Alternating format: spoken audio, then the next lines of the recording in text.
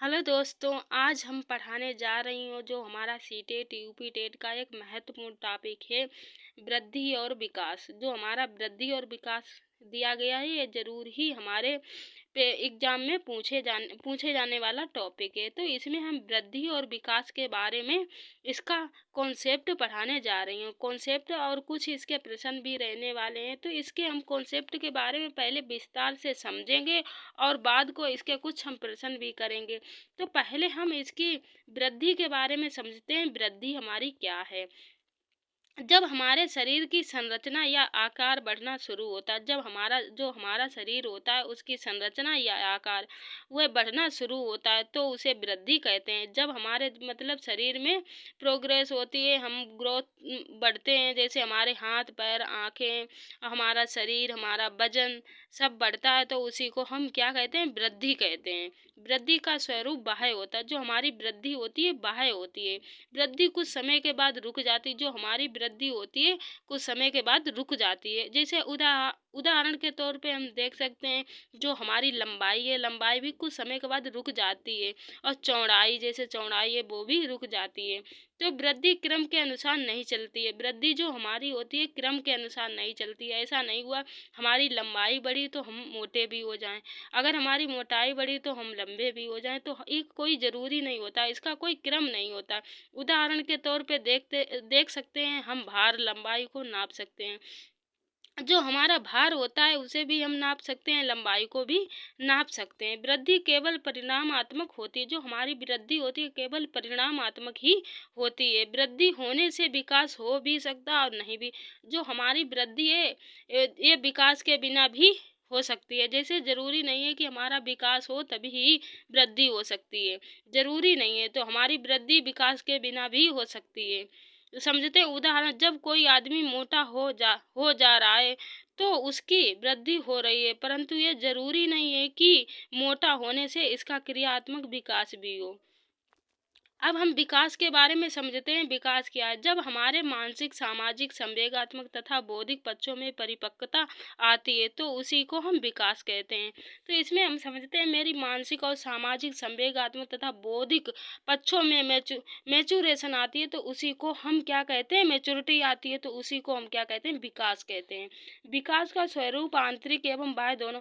जो हमारा विकास होता है वह बाह्य भी होता है, आंतरिक भी होता है, और जो हमारा वृद्धि खाली होती है, वृद्धि बाह्य ही होती है।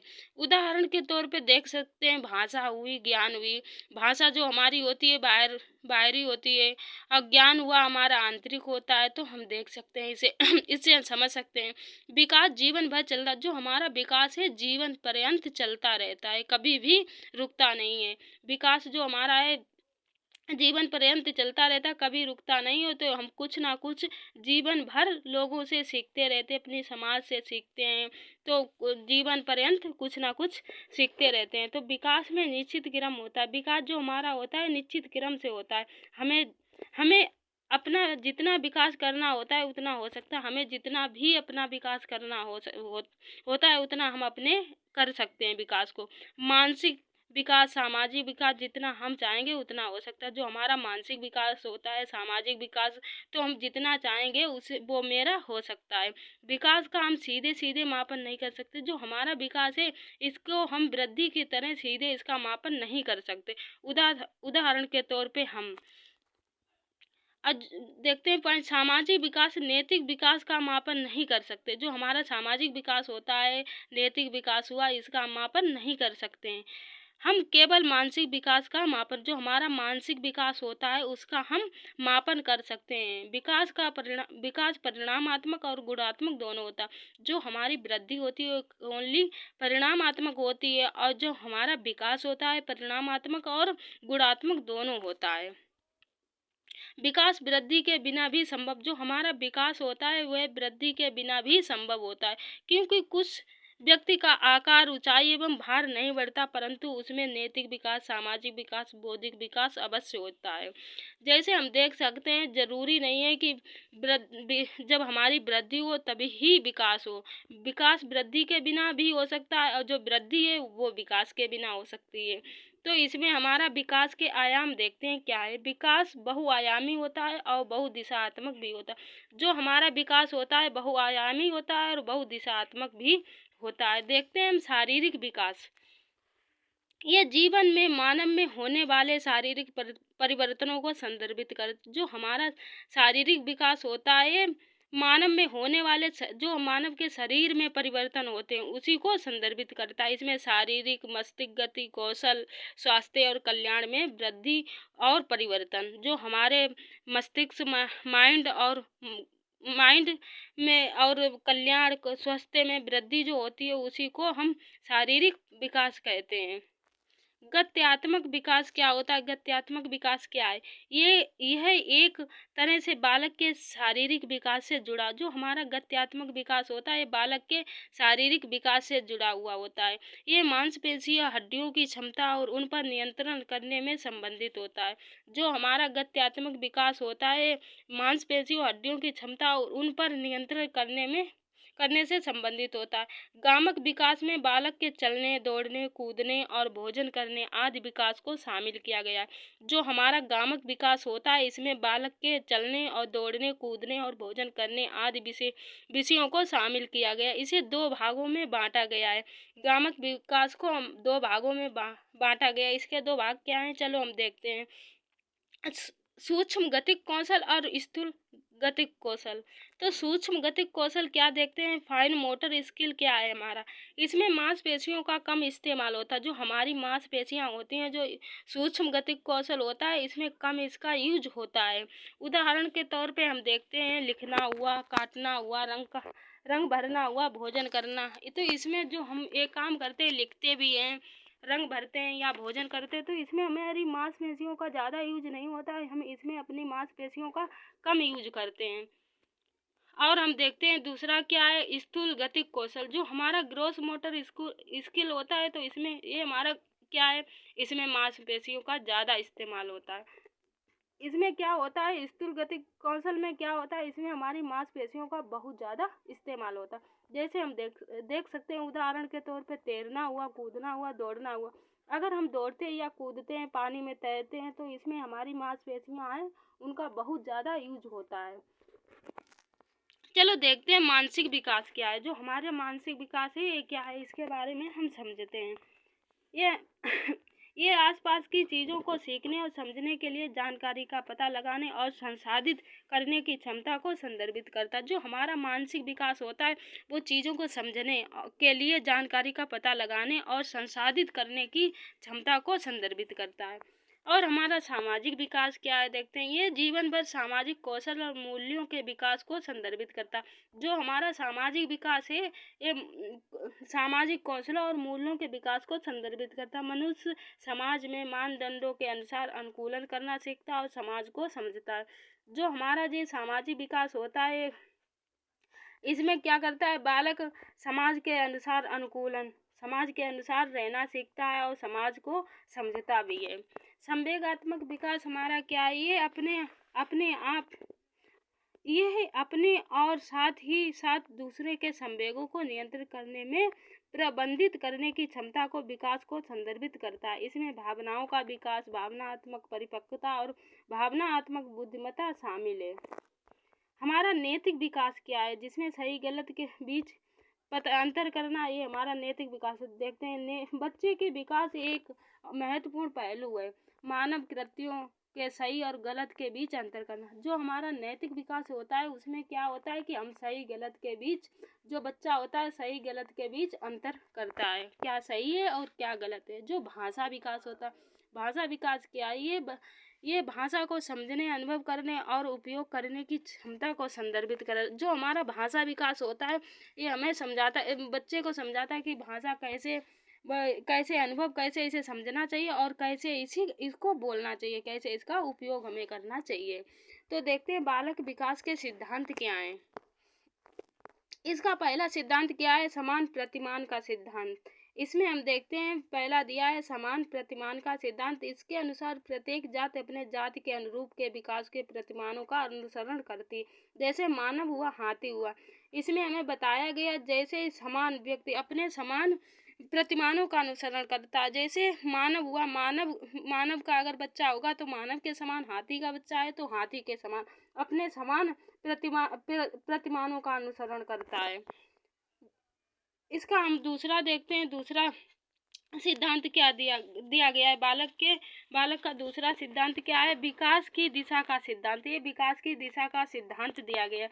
विकास की दिशा सिर से पैर की तरफ होती है। जो विकास हमारा होता बच्चे का होता है, सिर से पैर की तरफ होता है। विकास की दिशा सिर से पैर की तरफ चलती है। इसमें हमारे दो शीर्षाभिमुखी और मास्को दो मुखी, इसे शीर्षाभिमुखी कहते भी हैं और मास्को दो मुखी भी कहते हैं। इसके दोनों नाम हमें याद रखने हैं। तो इसे देखते हैं, क्या ये प्रदर्शित करता है कि विकास अनुदैर्ध्य दिशा में अर्थात सिर से पैर तक आगे बढ़ता है। इसमें क्या दिया गया? शीर्षाभिमुखी में क्या बताया गया? जो हमारा सिर से पैर की तरफ आगे बढ़ता है। यही कारण है कि एक बच्चा चलना शुरू करने से पहले सिर पर नियंत्रण हासिल करता है।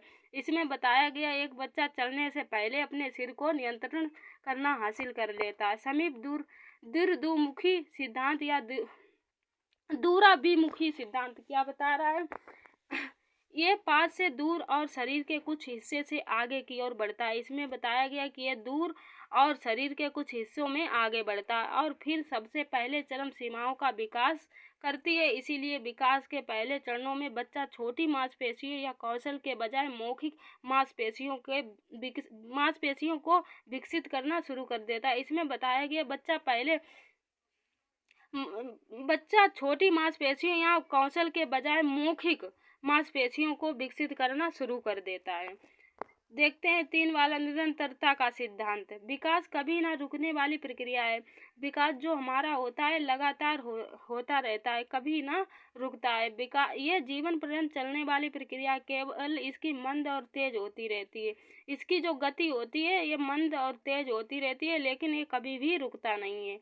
यह माँ के गर्भ से मृत्यु तक चलता रहता है। विकास जो हमारा होता है माँ के गर्भ से मृत्यु तक चलता रहता है। 4 वाला देखते हैं, सामान्य से विशिष्ट क्रियाओं का सिद्धांत।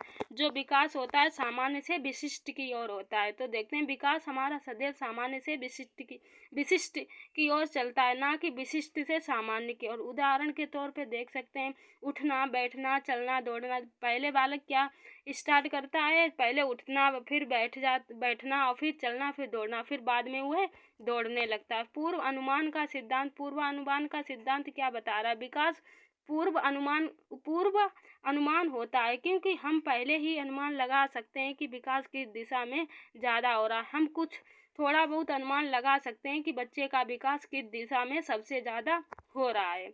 6 देखते हैं, एकीकरण का सिद्धांत क्या है? बच्चे में एकीकरण का गुण पाया जाता है। बच्चा जो होता है उसमें एकीकरण का गुण पाया जाता है। जब हम किसी काम को करने के लिए अपने हाथ पैरों को एक साथ मिलाकर काम करते हैं तो इसे एकीकरण कहते हैं। जो एकीकरण है उसे हम इसके मतलब क्या है? जो भी हम काम करते हैं तो अपने पूरे शरीर का प्रयोग करते हैं, तो पूरे शरीर को मिला के जो काम करते हैं उसी को हम एकीकरण का सिद्धांत कहते हैं।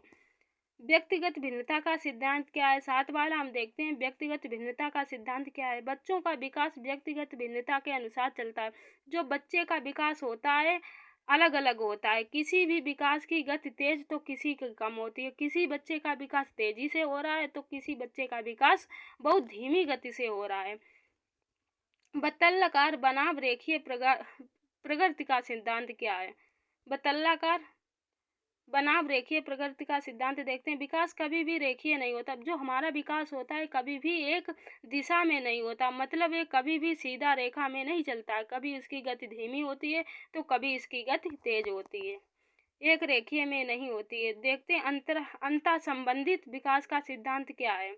शारीरिक विकास, बौद्धिक विकास, सामाजिक विकास, अन्य प्रकार के विकास अंतरा संबंधित परस्पर निर्भर करते हैं। विकास जो हमारा होता है सामाजिक और शारीरिक विकास एक दूसरे से जुड़े हुए होते हैं। अब देखते हैं बालक विकास की अवस्थाएं क्या हैं। बालक विकास की अवस्थाओं के बारे में देखते हैं। प्रसव पूर्व अवस्था 9 से महीने से 280 दिन होते हैं। इस अवस्था माता के गर्भधान से शुरू होती है। जो प्रसव पूर्व अवस्था होती है माँ के गर्भधान से शुरू होती है। शेष अवस्था देखते हैं, दूसरी स्टेज क्या है हमारी? शेष अवस्था जन्म से 2 वर्ष इस अवस्था में शिशु पूर्ण रूप से माता पिता पर निर्भर होता है। जो हमारा 2 वर्ष जन्म से 2 वर्ष का बच्चा होता है, यह पूरी तरह अपने माता पिता पर ही निर्भर होता है। उसका व्यवहार मूल प्रवृत्तियों पर आधारित होता है। तेज शारीरिक विकास और मानसिक अधिगम की अवस्था होती है। नैतिकता का अभाव, इसमें नैतिकता का अभाव नहीं होता है। नैतिक विकास इसमें नहीं होता है। तीसरी स्टेज देखते हैं क्या, पूर्व बाल अवस्था 2 से 7 वर्ष। जो हमारी पूर्व बाल अवस्था होती है 2 से 7 वर्ष की होती है। इसमें क्या होता है, इसमें बच्चा अनुकरण द्वारा सीखता है। इसमें बच्चा कॉपी करके सीखता है। इस अवस्था में जिज्ञासा ज़्यादा होती है। इसमें बच्चे की सीखने की क्षमता बहुत अधिक होती है। इस अवस्था को खिलौने की अवस्था कहा जाता है। जो हमारी 2 से 7 वर्ष की पूर्व बाल अवस्था होती है बच्चे की, इसमें खिलौने की अवस्था कहा जाता है। इसमें बच्चा खिलौनों को बहुत खेलना पसंद करता है। ये भाषा अर्जन के लिए संवेदनशील का चरण है।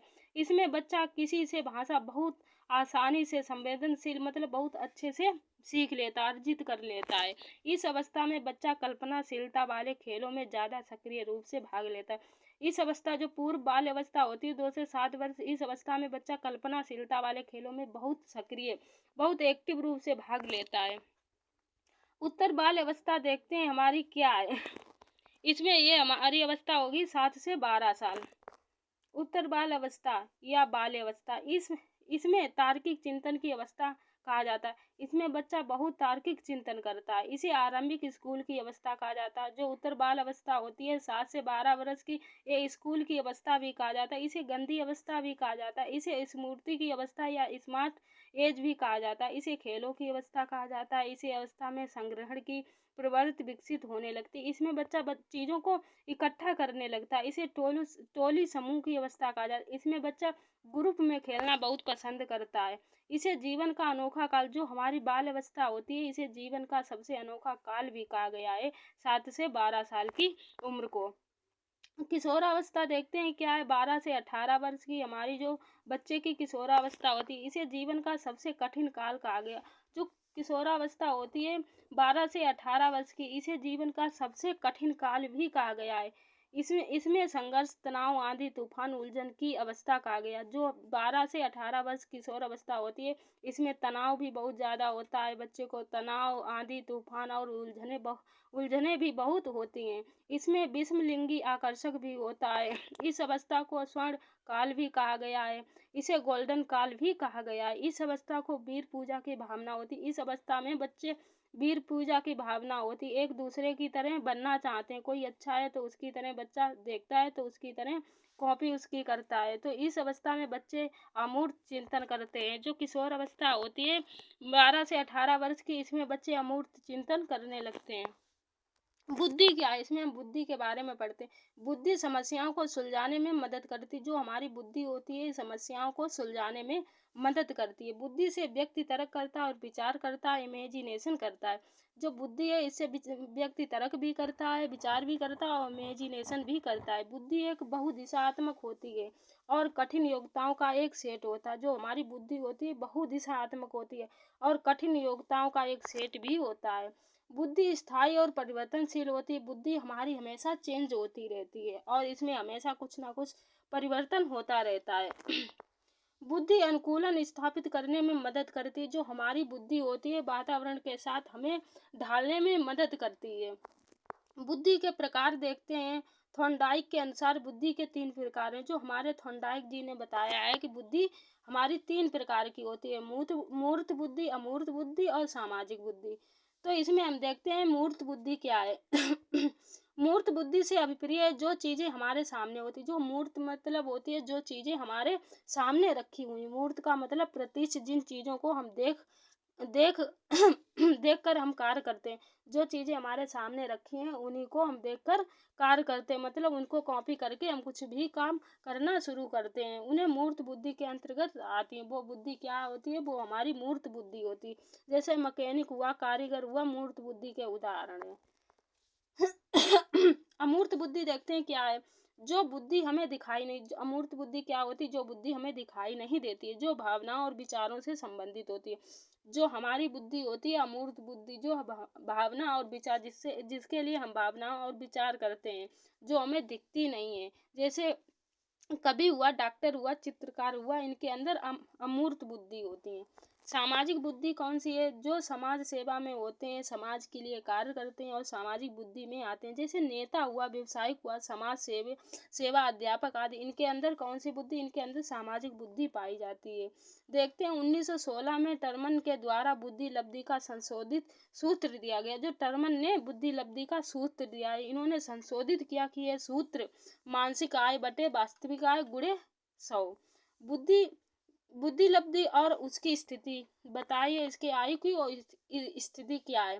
25 से कम वर्ष के जड़ बुद्धि में आते हैं, 25 से 49 वर्ष के मूढ़ बुद्धि में आते हैं, 50 से 59 के मूर्ख बुद्धि में आते हैं, 70 से 79 में मंद बुद्धि में आते हैं, 80 से 89 सामान्य बुद्धि के नीचे आते हैं, 90 से 109 के बीच सामान्य बुद्धि होती है, 110 से 119 के बीच कितनी सामान्य बुद्धि से, ये सामान्य बुद्धि से ऊपर होती है, 120 से 129 तीव्र बुद्धि होती है, 130 से 139 प्रखर बुद्धि होती है और 140 से अधिक वाले कौन से होते हैं? ये प्रतिभाशाली होते हैं। प्रतिभाशाली बच्चे अपने निर्णय स्वयं लेते हैं। जो प्रतिभाशाली बच्चे होते हैं वो स्वयं पे डिपेंड होते हैं, दूसरे पर नहीं। वे अपने निर्णय को स्वयं लेते हैं। इनमें आत्म क्षमता बहुत अधिक होती है, इनके अंदर आत्म क्षमता बहुत अधिक होती है। ये अपने काम को करने में बहुत सक्रिय होते हैं। इनमें तर्क करने की आदत होती है, इनकी तर्क करने की आदत होती है।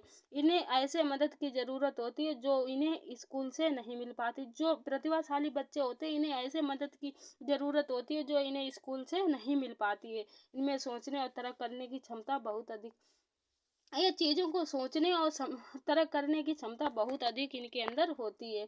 बुद्धि के कुछ सिद्धांत दिए हैं। एक कारक सिद्धांत। एक कारक सिद्धांत किसने दिया? एक कारक का सिद्धांत का प्रतिपादन विनय ने किया। जो विनय जी ने बताया है कि बुद्धि हमारी सभी की एक प्रकार की होती है। बताया सभी व्यक्ति में एक ही प्रकार की बुद्धि होती है जो सभी में कार्य करती है। तो विनय ने क्या बताया कि बुद्धि सभी में एक ही प्रकार की होती है जो कार्य करती है। द्विकारक सिद्धांत किसने दिया? देखते हैं। द्विकारक सिद्धांत स्पेयरमैन ने क्या बताया है कि बुद्धि दो प्रकार की होती है। इन्होंने बताया कि बुद्धि दो तत्वों से मिलकर बनी है। ये दो तत्व हैं, क्या है? सामान्य तत्व और विशिष्ट तत्व। तो देखते हैं सामान्य तत्व क्या है। हर व्यक्ति में सामान्य बुद्धि जन्म जाती होती है। जो सामान्य बुद्धि होती है जो हमारी आनुवांशिकता से होती है, ये हर किसी में अलग अलग होती है। तो जो सामान्य बुद्धि होती है जन्मजात होती है और हर व्यक्ति में अलग अलग होती है। अब विशिष्ट तत्व क्या है? विशिष्ट बुद्धि देखते हैं। ये दूसरे से अर्जित करने वाली बुद्धि होती है। जो विशिष्ट बुद्धि होती है दूसरों से अर्जित की जाती है। समूह तत्व कारक सिद्धांत देखते हैं किसने दिया। इस सिद्धांत का प्रतिपादन स्टर्न द्वारा किया गया। इस सिद्धांत के अनुसार बुद्धि कई प्रकार की योग्यताओं का मिश्रण है। स्टर्न ने बताया कि बुद्धि कई प्रकार के योग्यताओं का मिश्रण है जो विभिन्न समूहों में पाई जाती है। हार्वर्ड गार्डन का बहुबुद्धि सिद्धांत, इन्होंने बताया कि बुद्धि बहु प्रकार की होती है। इन्होंने पहले दिया है शाब्दिक भाषाई बुद्धि। पहले भाषाई बुद्धि हमारी क्या होती है? इसके माध्यम से शब्दों और भाषा का ज्ञान होता है। जो भाषाई बुद्धि होती है तो इसमें क्या होता है? इससे हमें शब्दों और भाषा का ज्ञान होता है। जिन व्यक्तियों में इनका विकास अधिक हो वे वकील और कवि, पत्रकार आदि बनते हैं। जो भाषाई बुद्धि किनके अंदर होती है? वकील के अंदर होती है और कवि के अंदर और पत्रकार के अंदर भाषाई बुद्धि पाई जाती है। तार्किक गणितीय बुद्धि क्या होती है? जिसमें हम तर्क करते हैं। इसमें तार्किक योग्यता, मैथ, कैलकुलेशन आदि होते हैं। जिन व्यक्तियों में इनका विकास अधिक हो तो वे अकाउंटर, बैंकर, साइंटिस्ट आदि बनते हैं। तार्किक बुद्धि किनके किनके अंदर पाई जाती है? अकाउंटर के अंदर, बैंकर के अंदर और साइंटिस्ट के आदि के अंदर तार्किक गणितीय बुद्धि पाई जाती है। स्थानिक बुद्धि देखते हैं क्या है। अमूर्त तत्वों के आधार पर मानसिक छवि बना। जो स्थानिक बुद्धि होती है, जैसे किसी चीज़ को हमने देख लिया, अपने मन में उसकी छवि बना ली। जिन व्यक्तियों में इनका विकास अधिक होता है वे मूर्तिकार, चित्रकार आदि बनते हैं। शारीरिक गतिक बुद्धि क्या होती है? चौथी है शरीर को गति देने वाली बुद्धि। जिन व्यक्तियों में इनका विकास अधिक होता है वे अभिनेता, अभिनेत्री डांसर आदि बनते हैं। जिनके अंदर शारीरिक गतिक बुद्धि होती है वे अभिनेता बनते हैं, अभिनेत्री बनते हैं, डांसर आदि बनते हैं। इनके अंदर क्या होती है, शारीरिक गतिक बुद्धि होती है। संगीतात्मक बुद्धि देखते हैं क्या है, जो संगीतात्मक बुद्धि क्या होती है देखते हैं। संगीतात्मक बुद्धि, इस बुद्धि के अंतर्गत अंतर्गत संगीत की बुद्धि अधिक होती है। जिन व्यक्तियों में इनका विकास अधिक होता है वे सिंगर आदि बनते हैं। संगीतात्मक बुद्धि उनके अंदर होती है, सिंगर होते हैं। उनके अंदर कौन सी बुद्धि होती है, संगीतात्मक बुद्धि होती है। अंतःवैयक्तिक बुद्धि क्या है देखते हैं। इसके द्वारा इसके द्वारा दूसरे व्यक्तियों के साथ इंटरेक्ट किया जाए। जो अंतर्वैयक्तिक बुद्धि होती है, जैसे दूसरे को समझना, दूसरे व्यक्ति के विचारों अनुभवों को समझना, इसे क्या कहते हैं, अंतर्वैयक्तिक बुद्धि कहते हैं। ये पता चलता है कि जिन व्यक्तियों में इनका विकास अधिक होता है उन्हें नेता, सामाजिक कार्यकर्ता आदि कहते हैं। जो नेता होता है इसे इसके अंदर कौन सी अंतर्वैयक्तिक बुद्धि पाई जाती। अंतर्वैयक्तिक बुद्धि कौन सी होती, अंतराव्यक्तिक बुद्धि कौन सी, इसके द्वारा खुद के साथ इंटरेक्ट किया जाता है। जो अंतर्व्यक्तिक बुद्धि होती है इसके द्वारा क्या होता है, व्यक्ति खुद को, अपने आप को समझता है। जिन व्यक्तियों में इनका विकास होता है वह आध्यात्मिक गुरु आदि बनते हैं। जो आध्यात्मिक गुरु आदि होते हैं उनके अंदर अंतर्व्यक्तिक बुद्धि होती है। प्रकृतिवादी बुद्धि कौन सी होती है, इस बुद्धि के व्यक्ति प्रकृति के नजदीक होते हैं। जो प्रकृति के नजदीक होते हैं उनके अंदर कौन सी बुद्धि पाई जाती है, प्रकृति बुद्धि। जिन व्यक्तियों में, जैसे किसान हुआ, किसान के अंदर प्रकृति की बुद्धि होती है। अस्तित्ववादी बुद्धि, इस बुद्धि के व्यक्ति हर चीज के अस्तित्व के बारे में सोचते हैं। जैसे हम दुनिया में क्यों आए, भगवान कौन है। जिन व्यक्तियों में इनका विकास अधिक हो वे साधु, संत और दार्शनिक बनते हैं। त्रिआयामी सिद्धांत, इस सिद्धांत का प्रतिपादन जे.बी. गिलफोर्ड ने किया था। इस सिद्धांत को बुद्धि संरचना सिद्धांत भी कहते हैं। गिलफोर्ड के अनुसार मानसिक योग्यता प्रमुख रूप से 3 तत्वों में निर्मित है, विषय वस्तु, सक्रिय तथा उत्पाद। स्टर्नबर्ग ने बुद्धि को 3 भागों में बांटा है, अनुभवात्मक बुद्धि और घटकीय बुद्धि और संदर्भात्मक बुद्धि। तो इसमें हम पहले देखते हैं अनुभवात्मक बुद्धि क्या है। अनुभवात्मक बुद्धि वह बुद्धि अनुभवों पर आधारित, जो हमारे अनुभवों पर आधारित होती है उसे हम अनुभवात्मक बुद्धि कहते हैं। व्यक्ति अपने अनुभव से कुछ नई खोज करता है और अपने अनुभवों से कुछ नया बनाता या क्रिएट करता है। घटकीय बुद्धि देखते हैं। घटकीय बुद्धि वाले व्यक्ति कल्पना शक्ति से ही बहुत सोच लेते हैं। ये मूर्त बुद्धि वाले व्यक्ति होते हैं। जो घटकीय बुद्धि होते हैं इनके अंदर अमूर्त बुद्धि होती है। ऐसे लोग हर चीज़ों के पीछे कारण जानना चाहते हैं। जो इनके घटकीय बुद्धि होती है इनके अंदर तो हर चीज़ के अंदर पीछे कारण को जानना चाहते हैं। संदर्भात्मक बुद्धि देखते हैं क्या है। संदर्भात्मक बुद्धि व्यक्ति इसमें सूचनाओं को इस ढंग से उपयोग करने में सफल हो जाता है जिसको उसको अधिक लाभ हो। ये पर्यावरण के साथ समायोजन रखते हैं और व्यवहारिक होते हैं। संदर्भात्मक बुद्धि ऐसी बुद्धि होती है इसमें सूचनाओं को सही ढंग से उपयोग करने ऐसा काम करते हैं जिसमें ये सफल हों और इसके पीछे कुछ ना कुछ इन्हें लाभ हो। इन्हें क्या कहते हैं, संदर्भात्मक बुद्धि। यहाँ पे हमारा टॉपिक समाप्त होता है। चलो मिलते हैं नेक्स्ट वीडियो और न्यू टॉपिक के साथ।